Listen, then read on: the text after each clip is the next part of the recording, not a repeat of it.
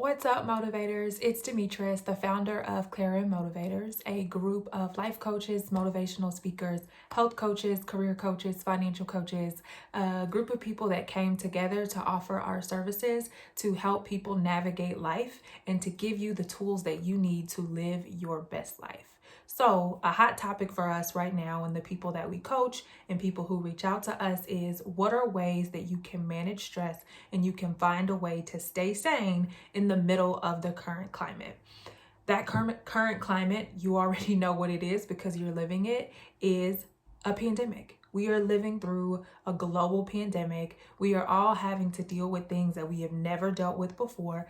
And one of the ways that we've been helping people is by helping them find ways to navigate that situation, right? So we're living through a global pandemic. There's racial tension. It's an election year. There are things going on in your own personal lives and your own families. People are getting sick. People that you know are passing away. You name it, people are dealing with it all at once. Their relationships are being tested. Their lives are being tested. And so we as life coaches like to give you the tools that you need in order to be able to navigate some of that. And so today I just wanted to come in quickly to give you all 5 tips for things that you can do in your life to help you live your best life, help you maintain stress, and keep yourself healthy during a global pandemic. So without further ado, I'm just going to jump right into those tips.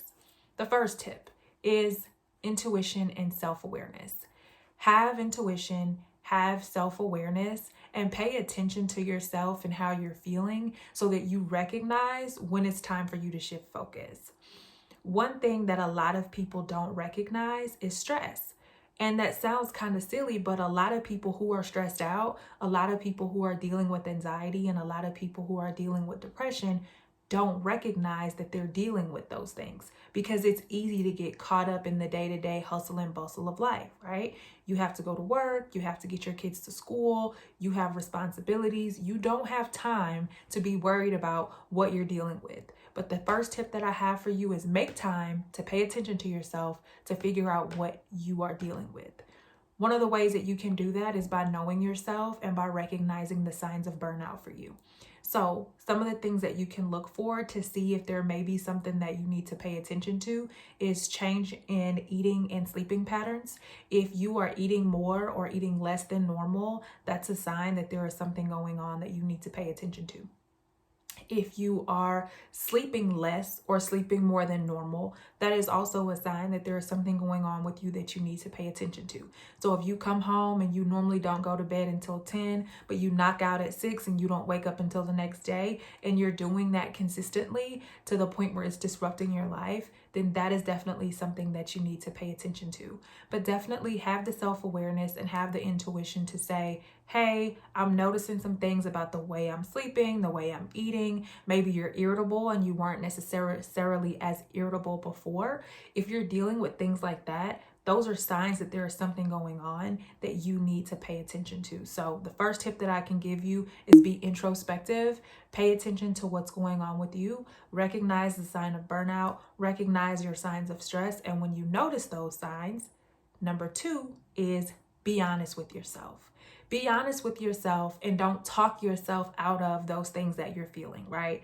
And so if you find yourself eating more than normal, don't say, oh, well, I'm just hungry this week because of some other reason. Really be honest with yourself and really sit down and pay attention to what's going on with you and be honest with yourself when you feel it, right? Sit with yourself and say, hey, I'm not doing okay.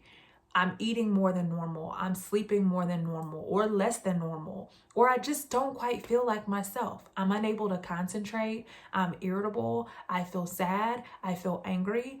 Pay attention to what you're feeling and be honest with yourself. If you are angry about something, if you are upset about something, don't try to hide from it. Don't try to deny it. Don't try to numb it. Own it. Pay attention to it. Be honest with yourself so that you can then take the steps that you need to be able to get some help with some of that.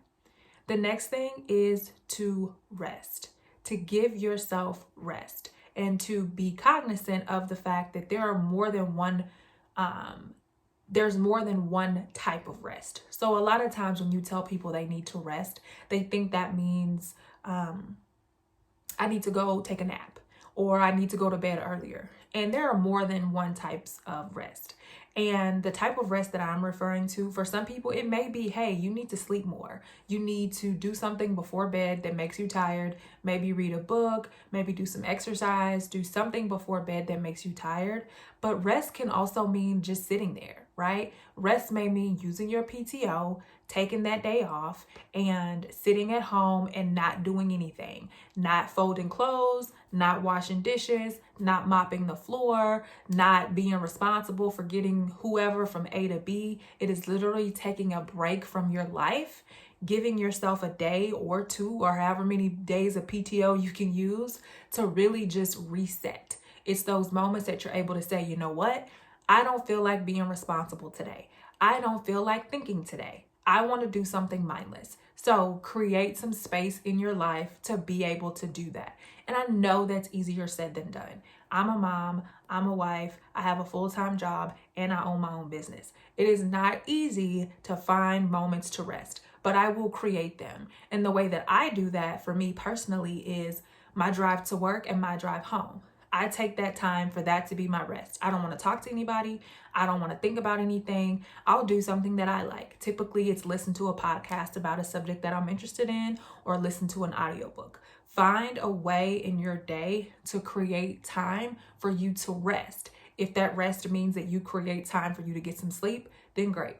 If that means that you're just taking a break from life and you're just resting your mind, then great. Find something that you can do in your day to create some time for you to just rest and not have to carry the weight of the world and the weight of all of the things that you're dealing with.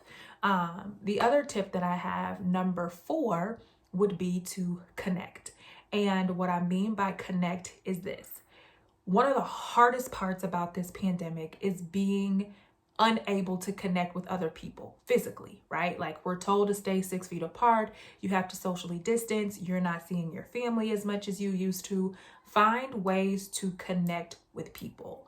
One way that you can do that is to do it virtually. Have FaceTime. If you have an iPhone and whoever else you're talking to has an iPhone, use the FaceTime function. When you talk to people, see them on the screen. Create time for you to get together with your girls or with your guys. Get together on Zoom. Get together on whatever virtual app you use so that you can actually see each other. Or when you notice that there's something going on with you, connect to somebody else.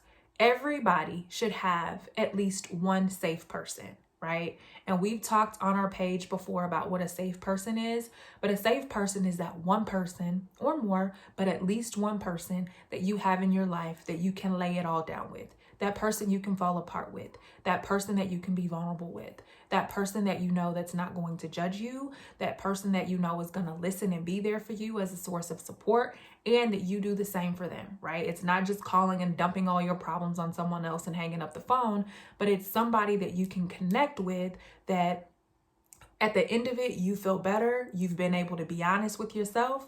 You've been able to be honest with them, and you've been able to receive support. Maybe that person's your spouse. Maybe that person's a friend.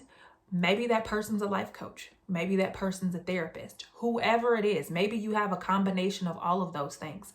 Everybody needs somebody, and everybody needs to be able to connect so that they can, get through the things that they're dealing with. We're human. We were not created to live on an island and take care of ourselves. As much as we like to think that we can do that, that's not the way that we're designed. We are designed to be interconnected. We are designed to be able to see each other, to laugh with each other, to talk to each other. And the pandemic has been hard because we haven't been able to do that. So make sure that you are creating time and space in your life to be able to do that. Like I said, if it's a friend that you can call, that you can talk to about what's going on, then great, do that. If it's a life coach, great, do that. We're doing virtual sessions right now, and we're accepting new people. And so if you need somebody to connect with to say, hey, all of this is going on, I need help, we're here. If it's not us, if it's therapy, whatever it is that you decide to do, just make sure that you have at least one safe person in your life that you can go to so that you don't get drowned and overwhelmed by the things that are going on with you. And the last tip that I have is to let go, right? To let go to let go of control, to let go of the expectations, and to live in the now. I know one thing that's causing a lot of people anxiety right now and causing people to really be depressed is thinking about the way things should be or thinking about the way things were. Right? So they're thinking, this time last year, I was on vacation. This time last year, I was working in the office. My kids were in school. This is the way life was, or this is the way life is supposed to be. So what is this that I'm looking at? None of this makes any sense. Or they're trying to plan and anticipate things are going to happen in the future. And if you haven't noticed, we're not able to do that right now. And so one of the ways that people kind of start to spin out of control is because they're so focused on living in the past or trying to live in the present instead of accepting reality as it is, that this is our day-to-day right now. I hate the phrase new normal because nothing about what we're experiencing is normal, but it is reality and it is what we are dealing with until it changes. And so just find ways to focus on the present, control what you can control, and let go of everything else. So I hope that was helpful. I hope that you all are able to do that. I hope that everybody has a safe person out there that they're able to go to. One of the things that I use to help me feel better is to connect with community organizations and to do things like that to help other people. I'm just naturally that way. And so if you're the same way, you can do that. You can volunteer. There are a lot of places that are accepting volunteers virtually. If you're, having trouble finding ways to help, get on the internet and find ways that you can help and balance your helping other people with making sure that you're taking care of yourself. If you find yourself drinking more during this time, if you find yourself doing anything substance related, trying to numb it until you get through it, please don't do that. I really caution you against doing that because it creates addiction and then that just creates more problems. You can check out our video on anxiety and depression if you want more information, but I just wanted to pop in to make sure that you're taking care of yourselves, that you're taking care of your family, balancing that with taking care of yourself, and that you're also taking care of your community, that you're checking on people to make sure that they're doing okay, and that people are checking on you to make sure that you're doing okay. If there is anything at all that we can do for you, you can reach us at booking@clairemmotivators.com. You can follow us across all social media platforms at Clair Em Motivators. We're on YouTube, we're on LinkedIn, we're on Twitter, we're on Instagram. We have a Facebook page and a Facebook business page. We are available. We are here if you need help. But most importantly, like I said, make sure that you're taking care of yourself. Make sure that you are paying attention, that you recognize the signs of burnout, that you recognize the sign of stress, that you're being honest with yourself about what's going on with you, that you're being honest with at least one safe person about what's going on with you, that you're not turning to substance abuse, that you're not allowing yourself to spiral into depression and anxiety, but that you are having a positive mindset, that you're taking a break from the news, that you're not drowning in what's going on socially, that you're not drowning in what's going on in the news, that you pay attention to those things, only take in as much as you can, take breaks when you need to, and just make sure, like I said, to take care of yourself, take care of your family, and take care of your community. Y'all have a great week. We'll be back next week with more inspiration, encouragement, and motivation. Have a great week. Bye.